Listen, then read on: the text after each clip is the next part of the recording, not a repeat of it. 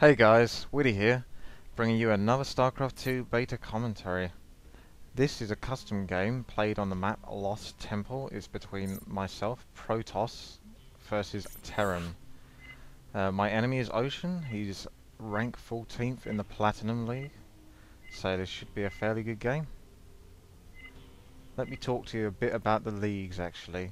What I found out so far is you have, from the top order, in the best order, from top to bottom, you have Pro League, then Platinum League, then Gold League, then Silver League, then Bronze League, then Copper League, then Practice League. So that's how I understand it, so that helps. There you go.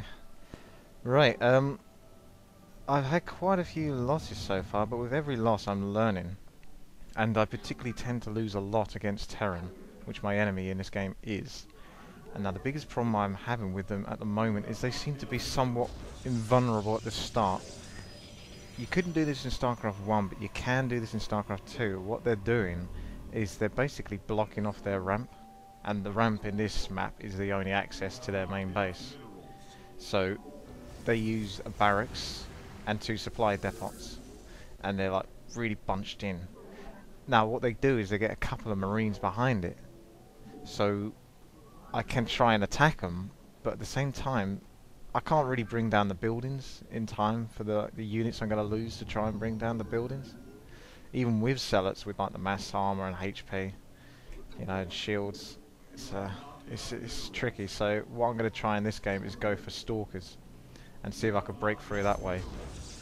With the range it might help a bit more. You can see this is the map Lost Temple. On a 1v1 basis, I'm not sure if you always start on opposite sides. Nevertheless, I try to scout all areas where you could possibly spawn. Obviously, top, bottom, left, right. As you can see, he is on the opposite side, and from the times I have played this map, they do tend to be on the opposite side, so that might well be the case.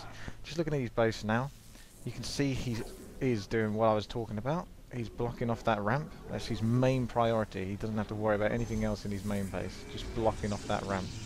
It's really annoying for me. As you can see, I'm not going to build any zealots here. I'm going to save some minerals, pump out as many probes as I can so I can put like a few on each simulator, whilst maintaining enough probes and the minerals to get a good uptake.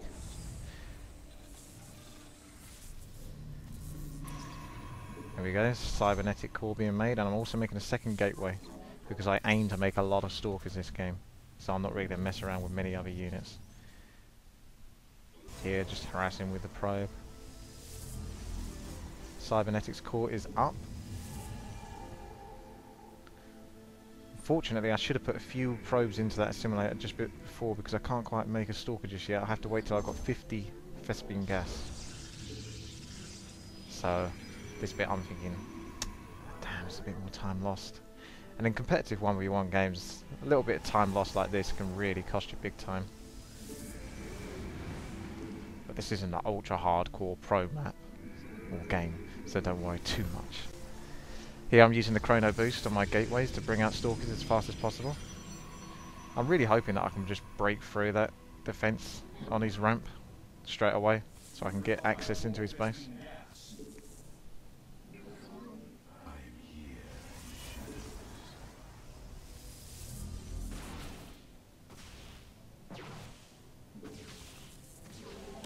So as you can see here, I can't properly block my ramp, otherwise I won't be able to get units out, so I can't do the same thing that the Terran does. The only reason why the Terran can do it is because they have the ability with their supply depots to actually burrow them underground and then raise them again. It only takes a couple of seconds to bring them underground and then a couple of seconds to bring them back up, and they can do it as many times as they please, as I understand it. I don't think it costs them anything to do it, so it's very, very strong at the moment. I just personally, I don't want to whine too much at this point because the game's very new and everyone's still getting used to it and things are going to be a bit imbalanced, but I personally think it's a bit broken. Here you can see I can't possibly get through. He's got a few Marines there. Now what really catches me out here is I have not really encountered the bunker before, and that does a lot of damage. I thought maybe I could take out the Marines with a couple of stalkers and then bring down the supply depots, but with that bunker there, look at the amount of damage I'm taking. I've not yet experienced how strong that bunker is, so I'm not very well, I don't really know how to deal with it. Right now I'm putting down a robotics bay because I'm thinking, okay, he's got a bunker there that's very strong and he's blocked it, so judging from my previous losses, you know, I'm going to have to try something new and inventive, otherwise I'm just going to lose again. So I'm going for mass stalkers here. What I'm aiming to do is to research the blink ability as fast as possible. So I have to get the Twilight cancelled for that. And it takes like a minute and 50 seconds or something like that, so it's quite a long time. But what I do try to do is what you'll see later, is I use my Nexus Chrono Boost ability to speed up the process of that. So that way it doesn't take so long to research. Now the problem is you can't blink up onto ramps or higher cliffs that you can't see, like you don't have any units there. So I didn't know this for sure, but just, you know, just from basically thinking ahead, I decided why not make an observer. It's a good unit anyway, so that's what I'm making in the robotics bay, and that way I'll be able to see his cliff top, so that way I'll be able to get onto it with ease and he won't be able to destroy, because I can't possibly get any units through that ramp that he has, so the only way to do it is with an air unit, and an invisible air unit seems like the best choice. Right now at this point I'm also thinking, should I try again? Should I try again? Get through that ramp maybe? Yes, no, I've got quite a lot of stalkers now. Maybe I can just destroy that bunker, breach through. But we'll see how well this goes.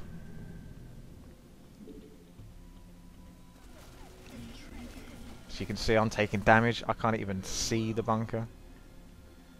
It's there on my screen, but it's not clickable because it's out of range, because it's above on a cliff. So it's not really an option at this point. I can't take the risk of losing too many units.